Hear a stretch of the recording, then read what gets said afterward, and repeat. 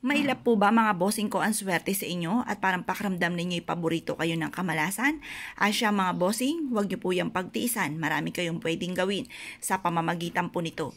Kung kayo po mga bossing ko'y mapapadaan sa palengke at makakabili ka ng parang pasong ganito, mainam na maglagay rin tayo dito mga bossing.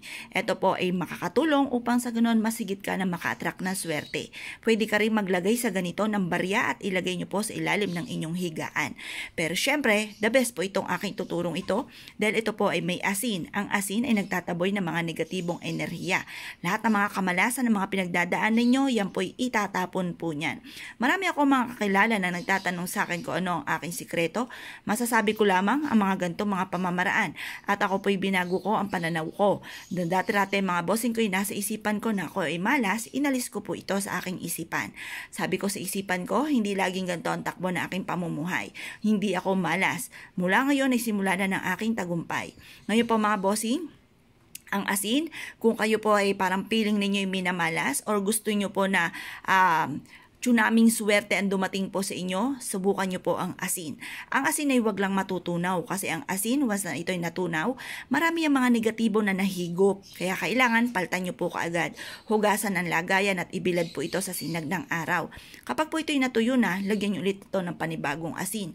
Ang sibuyas naman, sinasabi po nila na kapag ikay may karamdaman, hiwain nyo po ito. At pagtapos, yung pinaka-aroma ng sibuyas mga bossing ko ay aalis ng mga kamalasan ng karamdaman. Ganon din po mga taong toxic sa buhay natin. Kung kayo po ay talagang paborito ng mga toxic sa buhay ninyo at kahit hindi nyo naman sila inaano, ay lagi kang inaano, ay mainam na meron kang ganitong mga pamamaraan upang sa ganon mawala yung mga ganyang sitwasyon ninyo. Na lagi kang kinaiinggitan ng iba. Mahirap din po yan lagi kang kinaiinggitan. Maganda nakakainggitan ka dahil ibig sabihin higit ka sa kanila kaya sila naiinggit. Pero pangit naman kung wala kang proteksyon dahil may gumawa man sila ng mga kalukuhan sa inyo kasi ang mga inggitero, gagawin niya na lahat para ikay mapabagsak. Kaya kailangan meron kang ganito para meron kang pangontra mga bossing.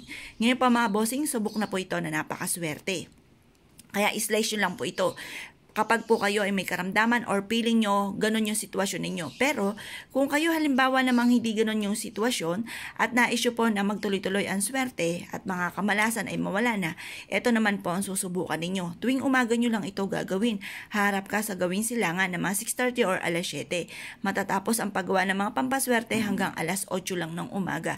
Dahil ang mga ganyang oras ay makakatulong upang sa ganun, kung ano may wishes natin ay kagad itong matupad. Ngayon po mga bossing, kung kayo po naniwala at na-issue po itong gawin, subukan nyo na po ito. Mag-wish na ng taimtim mula sa inyo pong puso. Kung anong sinasabi ng inyong kalooban, tinatakbo ng inyo pong isipan, focus lamang, maniwala ka na matutupad lahat ang mga pangarap, walang imposible, matutupad po yan mga bossing. Kaya kung kayo pinaniwala at na-issue po itong gawin, ay siya mga bossing, good luck po sa inyo po lahat.